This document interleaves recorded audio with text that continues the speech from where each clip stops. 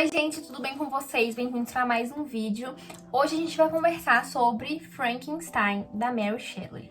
Clássico da literatura do horror, Frankenstein é uma obra primorosa e eu tive o prazer de ler este livro. Gente, tô falando isso porque foi um livro que eu fiquei encantada e que eu favoritei.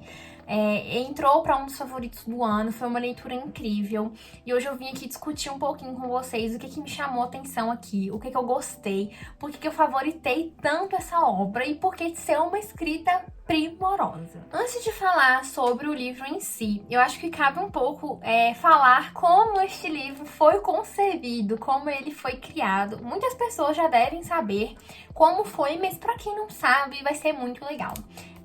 A Mary Shelley fez uma viagem a Genebra junto com seu marido e alguns amigos, entre eles alguns escritores como o Lord Byron. E aí, um dia desses, eles estavam ali até que o Lord Byron propõe que eles criem uma história de fantasma, uma história de terror, uma história que assuste. E aí eles vão ficar ali discutindo, vai passar alguns dias, a Mary Shelley comenta num prefácio, aqui tá como um pós-fácil, né, mas que na verdade era um prefácio de uma edição antiga do livro, como que foi isso, que ela passou alguns dias pensando nessa história, que não vinha nada, até que um dia o marido dela estava conversando com, acho que era o Lord Byron mesmo, um outro amigo, e eles começam a discutir aqueles princípios de Darwin, sobre a criação da vida e tudo mais. E na hora que ela deita em sua cama, ela tem uma certa visão de uma criatura, né? Uma criação de uma criatura que abre aqueles olhos amarelos e o seu criador começa a ficar com medo e aí vai deitar, foge dali, na hora que ele acorda, a criatura tá ali. Enfim, a descrição dela é muito melhor do que a minha, obviamente. Então ela tem essa visão, essa inspiração, esse sonho, e daí ela cria o seu Frankenstein.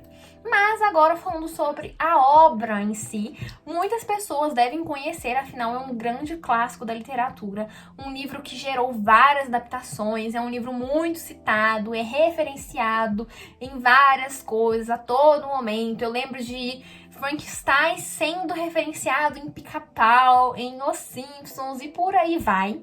Mas a gente não sabe muito sobre a história em si, porque ele foi meio deturpado pelas adaptações. Ainda bem que eu não assisti nenhuma, então foi uma experiência incrível ler isso daqui, tá? Mas pra quem não conhece a história, aqui a gente vai conhecer o Victor Frankenstein.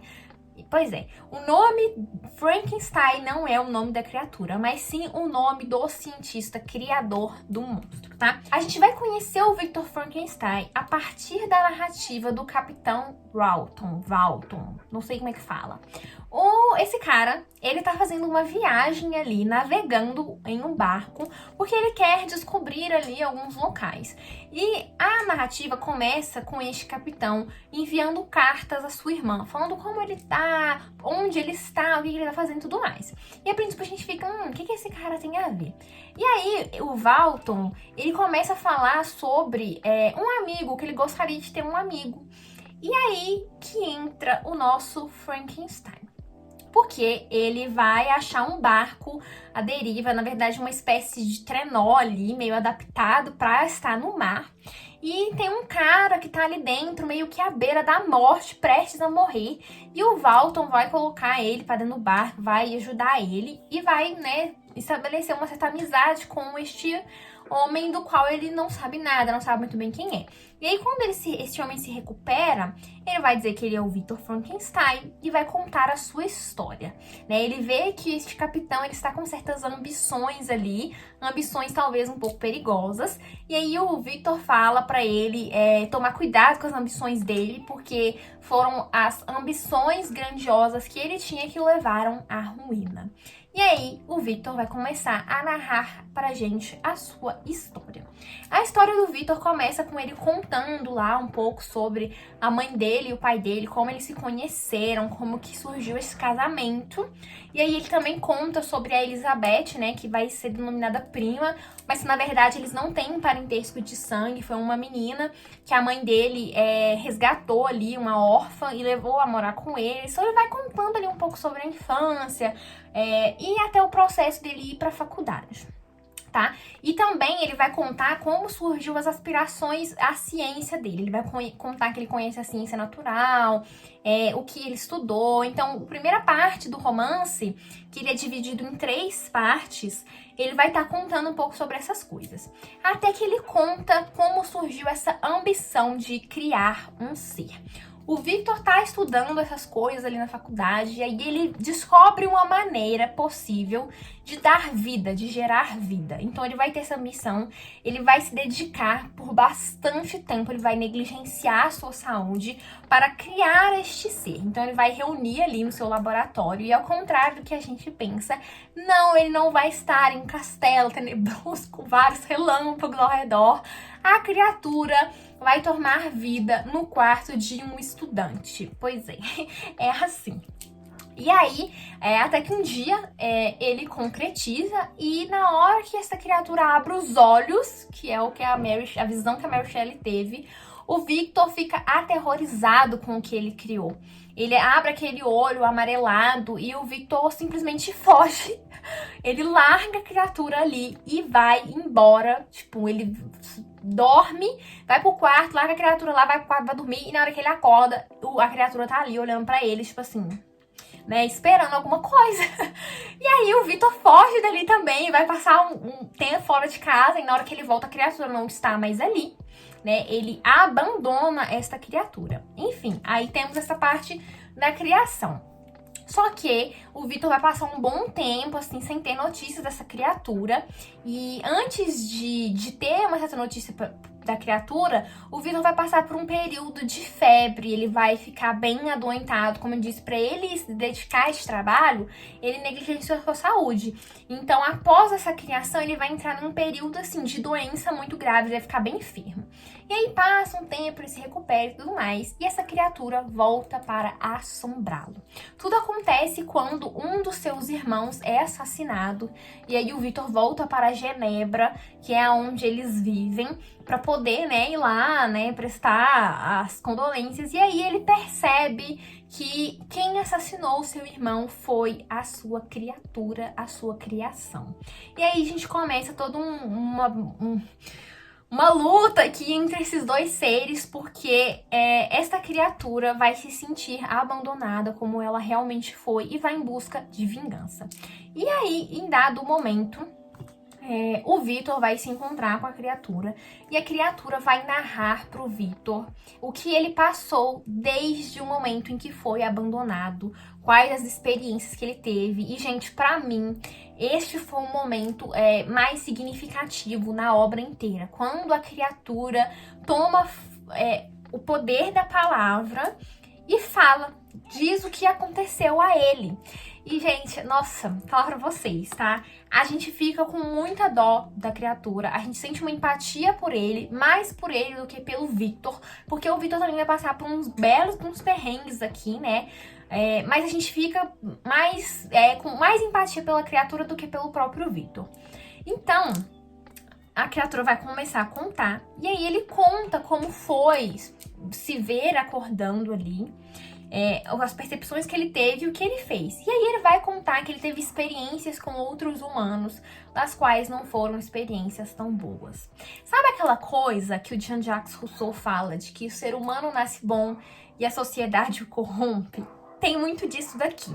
Porque a criatura, quando ela tá narrando sobre si, sobre as percepções que ela teve, a gente vê claramente isso. Ele não nasceu ruim. Quando ele acordou, ele não era aquele monstro com uma sede de sangue, assassino, do qual ele se transforma. Mas é a partir do momento em que ele tem experiências em sociedade com outros seres humanos, ele se corrompe, sabe? Tanto que ele fala isso. Ele mesmo, a criatura, diz isso, que o ser humano o transformou naquilo, que o ser humano o transformou naquele monstro que ele é. E ele até mesmo diz, quando o Victor o confronta, né, sobre as maldades, sobre os crimes que ele cometeu, e aí ele diz, eu sou mal porque sou desgraçado, e faz total sentido, e a gente fica com muita dó dessa criatura, gente. Nossa, e quando ele narra, nossa, é muito poético, sabe? Eu fiz várias marcações aqui no decorrer da história, porque eu achei a escrita de uma delicadeza, Nossa, é uma escrita muito linda. Mas retomando a narração do monstro, né? Quando ele começa a narrar, a gente tem aquela surpresa, porque eu não esperava que ele tivesse tanta racionalidade como ele apresenta. Então, ele vai contar os processos de se descobrir enquanto essa criatura, aprender coisas. Então, quando ele aprende o que é um fogo, o que o fogo pode fazer, é muito bonito a gente ver isso nele. E também ele aprendendo a falar, aprendendo a ler, como foi esse processo. Ele fala que ele estava andando, que ele encontra uma cabana, né, um chalé, onde está vivendo uma família ali. E ele meio que se hospeda ali no lado, hospeda assim, né? Ele arruma um casebre ali, onde que ele tem uma visão de dentro dessa casa. E a partir disso, onde ele começa a visualizar essa família, ele vai aprendendo a falar, ele começa a aprender a ler, ele acha uns livros um dia quando ele vai andar na floresta, entre eles O Paraíso Perdido, do John Milton. Então, o monstro faz referências a John Milton, faz referências a essas coisas das quais ele leu. Então, ele vai, né, se tornar inteligente, vai aprendendo as coisas e ele vai contar esse processo. E é muito lindo a gente acompanhando isso. Enfim, ele tá ali com o Victor, depois de ter cometido o assassinato do irmão do Victor, contando pra ele esse processo. E aí ele conta, em dado momento, que ele resolve falar com esses camponeses. Por quê? Ele ia observando eles e ele via uma bondade neles, a maneira como eles se tratavam, porque ali tinha o pai, né, que era cego, uma irmã e um irmão, e ele percebia que eles sempre estavam muito tristes e que às vezes ele via eles chorando do nada e que ele não entendia isso. E aí ele foi entender, porque ele começou a observar eles, né, foi entender e ele pega um amor a essas pessoas. Ele se apega a elas. E aí um dia ele vai tomar coragem e vai tentar se apresentar a eles. Porque anteriormente ele já havia tido experiências com outros humanos e sempre que ele se apresentava às pessoas, o maltratavam muito, fugiam, gritavam, o agrediam, expulsavam ele dali. Então ele já não havia tido experiências muito boas.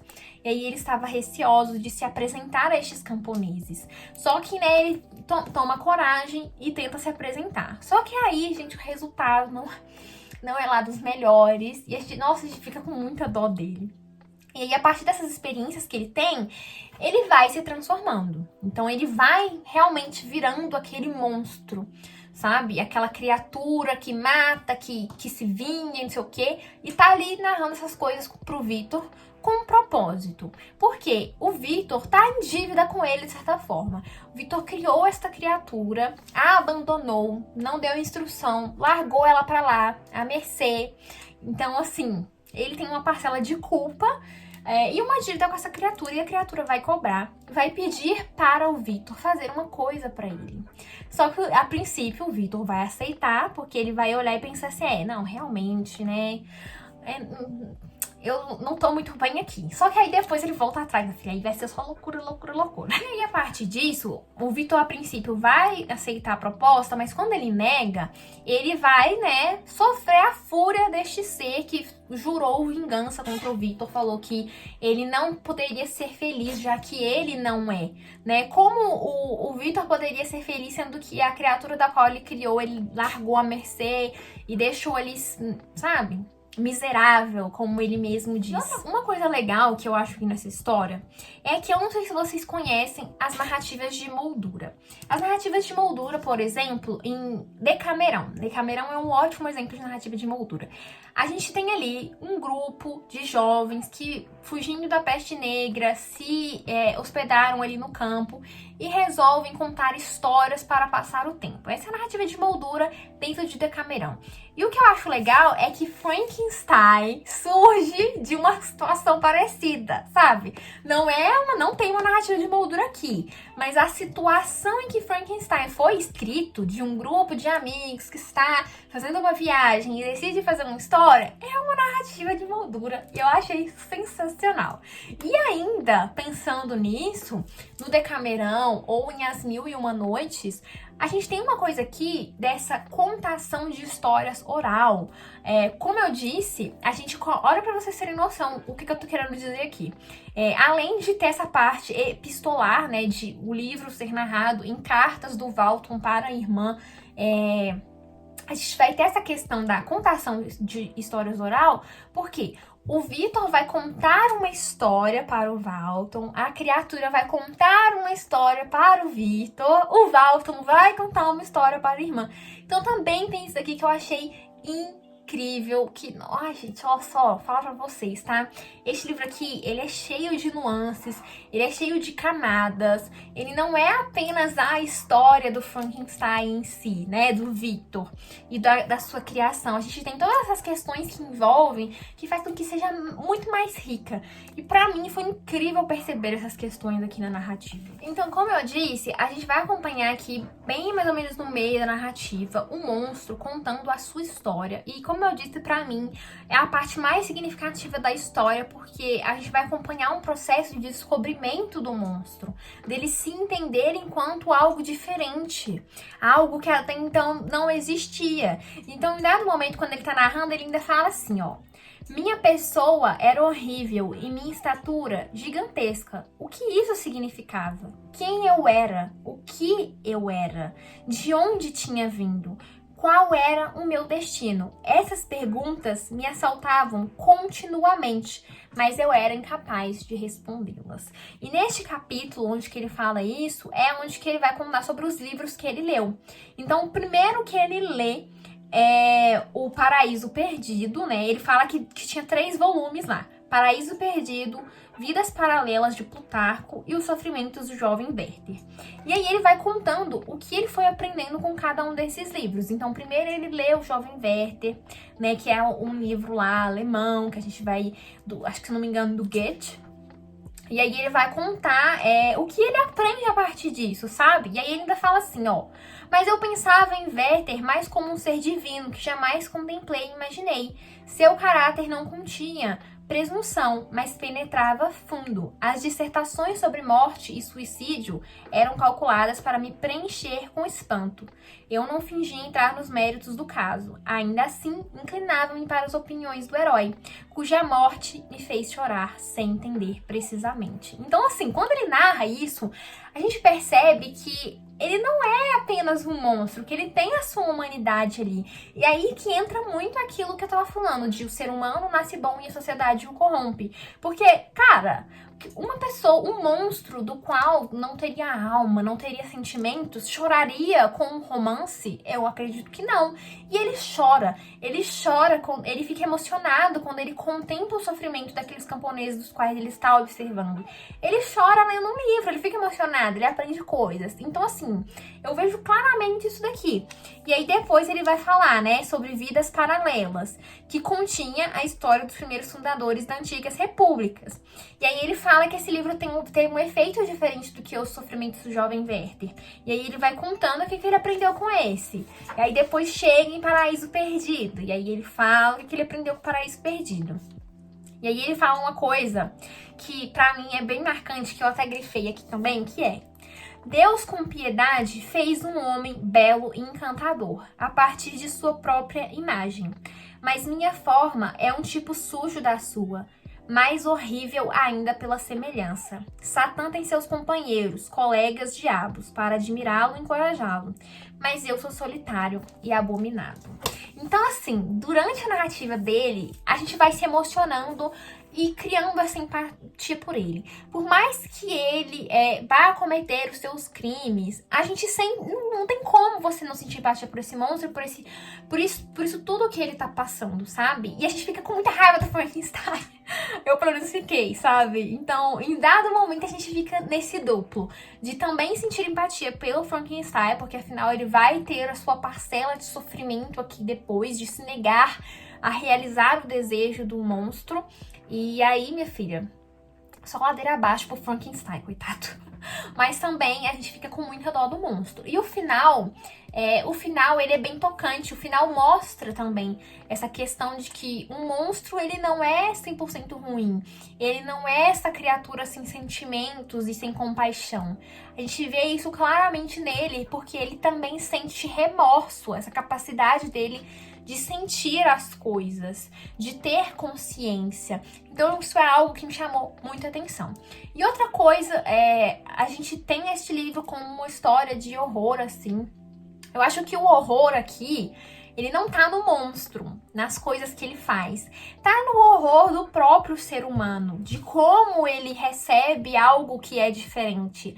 Porque a gente pensa aqui comigo em todos os acontecimentos históricos, toda vez que algo diferente surgia, a recepção do ser humano para com aquilo nunca foi uma recepção muito boa. E aqui o monstro vai provar isso pra gente. Então o horror aqui na obra tá em ver como que o ser humano é ruim. Sabe? Em outros vídeos eu já comentei sobre isso, de ninguém é 100% bom e ninguém é 100% mal. E aqui a gente vai ver este lado ruim do ser humano para com aquilo que é diferente. Então é pesado, tá? A gente fica com muita dó do monstro. E, cara, que livro incrível. Eu achei a escrita da Mary Shelley sensacional. É uma escrita meio poética, tem várias frases lindas que eu ficava marcando e doida, querendo grifar o livro inteiro, porque cada hora era uma frase, um impacto diferente, sabe? Principalmente quando o monstro tá narrando, sabe? As suas vivências com outros seres humanos. É aquela tapa na cara que a gente leva que não dá, sabe? É uma escrita primorosa, eu super recomendo esse livro aqui. Entrou pra um dos favoritos, eu amei. E essa edição da Zahar, ela tá incrível, tá? Porque, pra quem não sabe, Frankenstein, ele teve 3 edições publicadas antes de ter uma definitiva. E aí teve a primeira, e aí teve uma segunda e teve uma terceira. Essa edição aqui, se eu não me engano, é a terceira, que foi a definitiva, tá? A Mary Shelley comenta que das mudanças que ela fez, tá? Que não foram grandes mudanças de enredo, mas mudanças de, por exemplo, estilo, de palavras e tudo mais. E este livro também, ele tem, né, um prefácio no começo sensacional, que ele vai trazer algumas coisas sobre a criação do Frankenstein, sobre a vida da Mary Shelley. E ao final a gente vai ter uma cronologia da vida da autora e vai ter anexos, tá? A gente vai ter uma introdução escrita pela Mary Shelley do ano de 1831 e um prefácio do marido dela, né, o Percy Bysshe Shelley, para a primeira edição. Então a gente vai ter esses extras aqui que, nossa, contribuem maravilhosamente para a experiência de leitura. Eu acho que tá uma edição impecável, sensacional. Recomendo demais. Eu sempre falo que pra ler, quando vai ler clássico, eu sempre indico as edições da Zahar, e não é à toa. Sei que são edições caras, tá? Por isso que eu falo pra vocês estarem sempre de olho em promoções. Esse livro eu comprei na promoção, eu paguei menos de R$30 nele. Então, se você vê ele por aí barato, tem aqueles cupons lá da Americano Submarino, aproveita. Tá, gente, eu tô fazendo a propaganda mesmo, porque é um livro incrível, um livro que eu acho que todo mundo tem que ler, porque ele vai mostrar esse lado do ser humano, que não é um lado muito bom. Ele é um livro diferente do que a gente imagina, tá? E se você nunca viu uma adaptação, não sabe muito bem da história, leia, porque a sua experiência de leitura vai ser incrível, assim como foi a minha. Eu poderia ficar aqui até amanhã de manhã falando sobre esse livro, porque ele é maravilhoso. Enfim, gente, era isso que eu tinha pra comentar. Espero que vocês tenham gostado do vídeo. Comenta aqui pra mim se você já leu esse livro, o que você acha, se você gostou, se você tem interesse. Aproveita aí que a gente tá no mês do horror, né, que a gente já tá nessa temática, e pega pra ler, porque você não vai se arrepender de tão maravilhoso que é. Se você gostou do vídeo, não esquece de deixar o seu like, se inscreva aqui no canal se você ainda não é inscrito.